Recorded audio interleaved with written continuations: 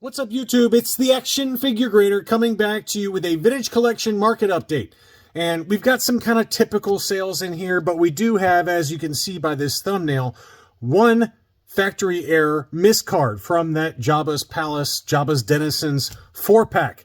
It looked like one of the skiff guards on a Tessic Squidhead card back. So I've got a story behind that. And I also sold all of my Vintage Collection Miscards this past weekend. Most of them on payment plans, but I got some data points there, some data points on that one, as well as everything else in between. Thank you, as always, to my Patreon supporters. Patreon.com/actionfiguregrader is where you can go to sign up to get 24 hours early access. All right, well, first we're going to start off with some of the more typical ones, and we'll kind of sprinkle in a couple of lots that were interesting and things like that. I got maybe 2 or 3 graded items. The first one is a VC13 Darth Vader name pill, Anakin Skywalker from Revenge of the Sith. This one sold, I think this is the second one this seller has had. This one's got obviously the rocket firing Boba Fett mail away offer on it, but it's unpunched, really nice. 150 bucks on that one. And then another one sold that did not have the offer sticker on the front. So this was an offerless example. Same Darth Vader name pill, also unpunched. And I don't think this one was quite as nice as the other one, but it looked pretty clean. It's very possible it's about the same.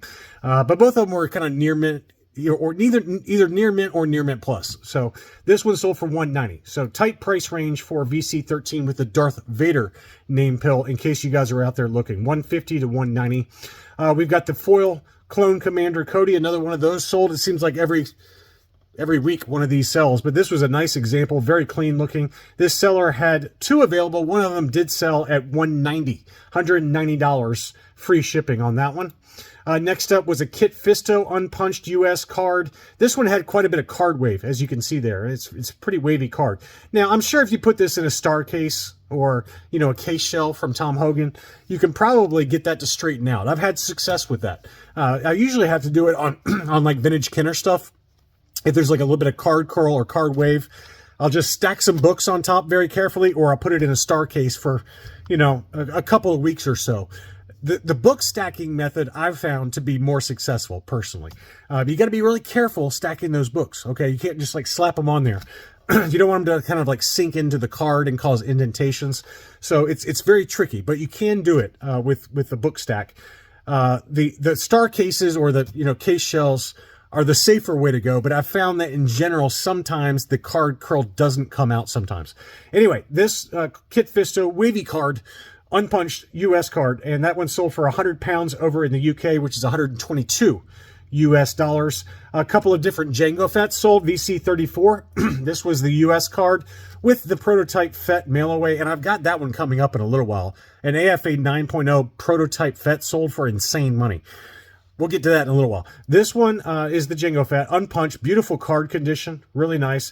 That one was listed for $150. The best offer accepted on that was $125. And then another one also sold. This one was a buy it now situation. It looked really clean, but you know, you're going on some pretty shady photos. I'd probably, in this case, ask the seller for additional photos of the item outside of the star case. That's just me, but it did sell for $160. So clearly it didn't affect the sale at all, since he got more than this one. $125 to $160 for an unpunched US card. Jango Fett is the going rate right now. Unpunched R5D4. This one has come down a little bit. I had one at one point. I've sold it since, but it was an unpunched, and I paid quite a bit more for mine. I want to say $125, if not more. This one was in pretty clean condition though, and it sold for 85 bucks. This seller had 2, one still available. Star underscore Wars underscore Galaxies. He's got a bunch of different unpunched vintage collection. This one did have a little card wave to it, but maybe go check that seller out. I've never bought from that seller, in full disclosure, but it seems like he's got some nice stuff. Next up was the return of the Jedi logo for the Stormtrooper with the Prototype Fett offer, unpunched, super clean card.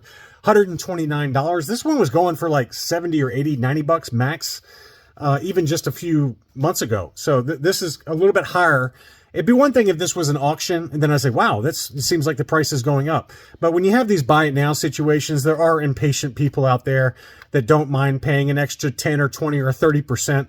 And I think that's the case with this one. But it did sell. It did sell for $129 free shipping. Next up, DEA Landing. This is the tale of two land continents. All right. In the U.S., this one, admittedly not perfect, but it was unpunched. VC44 Luke Dagobah. Sold for $75. That one had the clear saber as well, which I found to be tougher to find. And then over in the UK with the dark saber, this was a punched example, but probably the card was in better shape. That one sold for 152 pounds, which is $188. Now, over here in the US for an unpunched example, it seems like you might get it, you know, with cards in better condition than this one. This one had some edge wear and things like that. But, you know, in better condition, 125-ish now seems to be the going rate in pretty clean condition. But it seems like over in the UK, this one does go for a little bit more. This one seems to go for over 150 pretty consistently in the UK and Europe. Next up, I had to talk about these two lots. They were pretty awesome. This seller had a lot. First lot was the B-Wing pilot Han trench coat, but it also had the Leia, Princess Leia Canadian unpunched, which was very nice, as well as the U.S. punched example, or excuse me, unpunched example, but it had wear around the hang tab up here, along with the Prototype Fett offer sticker. So Return of the Jedi U.S. card, kind of a meh condition. And then he had a beautiful condition Canadian example that was unpunched, which is tough to find unpunched. Anyway, those were the two highlights of that lot of 5. And it sold for $455, which really you're paying mostly for those two VC64 Princess Leia slave outfits. So, you know, let's call that $300 for the Canadian and then $150 for the kind of rough condition U.S. card. And then you get the other 3 for free. So anyway, I thought that was a pretty interesting sale. He also had this lot, which was another interesting sale because it had the multi-language Echo Base Battle Gear Rebel Soldier. So this is the Canadian version. It was rough. It had a lot of edge wear to it. But as you can see, it's got the 5 languages there. It also had a Bastilla Shan, which it looked to be the Canadian example. And then also the Canadian example of Ponda Baba, Walrus Man. And that one, that's the first time I've seen that multi-language name pill with 4 languages underneath the Ponda Baba. That was pretty cool. That one was a punched example and also not in the greatest shape. Really, none of them were in perfect shape. I would say probably the Bastilla Shan Canadian was the best of the 3. But 3 pretty rare cards. I mean, 3 Canadian cards. And it sold for $231.50. So let's call that, what, about $75 a piece or so for, you know, 3 Canadian TVC. Next up was Princess Leia Sandstorm outfit. This one was an unpunched U.S. card, $170. Same seller, that Star Wars Galaxies. He still has one available, but 170 is at the upper end of the range. Keep that in mind. You might get it for you know, in a stealthy auction or, you know, stealthy buy it now for 125, maybe 150. But this one was a little more expensive, although it did look super clean at 170. And Darth Vader Emperor's Wrath VC113 or 115, excuse me. That one was the U.S. card unpunched, and it sold for $150. And it seems to be hovering between $125 and $150 for an unpunched example. I've seen punched examples recently get underneath $100, but if you got to have it unpunched, that seems to be the going rate. It's about $125 to $150, best case scenario. Two different VCP03 rocket firing Fett sold, and they sold for almost the same price. So I think it gives you a good idea of where the market is on these, and they've come down. This one sold for $101, and then this one sold in an auction for $107.50. And both of them look to be pretty clean overall. So, you know, again, these were, for a while there, they were like $200 plus, ungraded. So, pretty crazy how much those have come down. Next up, here is that VC, I forget what number is it, 60-something, 61, VC61 Prototype Fett, AFA 9.0, and it sold for $500 in a best offer. I don't know if that sale was legit or not. I mean, the seller has good positive feedback and 468 transactions, so I don't know why it would be a fake, but it seems like 500 is way too high. I mean, I've seen them sell in the 250s before for the exact same grade, exact same item. So to me, $500 seems high. That's just me, but that's what it sold for. AFA 9.0 gold label VC61 Prototype Fett. Here was a CAS 90 Lumat unpunched U.S. card. That one sold for $150 in an auction. One bid on that one, plus $15 shipping. 90, 90, 95 were the sub scores on that one. Next up, we had the Walmart exclusive Mandalorian and Grogu Maldo Crease. That one was AFA 8.5 and sold for $200. The seller had 2 of those available. Both of those did sell. Again, they were 8.5 grade on the modern scale with AFA for $200. And we also had another mint and sealed box AT-AT that sold. This was the Return of the Jedi packaging. We just documented one in the Empire Strikes Back packaging with the Toys R Us exclusive ESB packaging. That one sold for around $500. This one sold for $600 in a buy it now situation.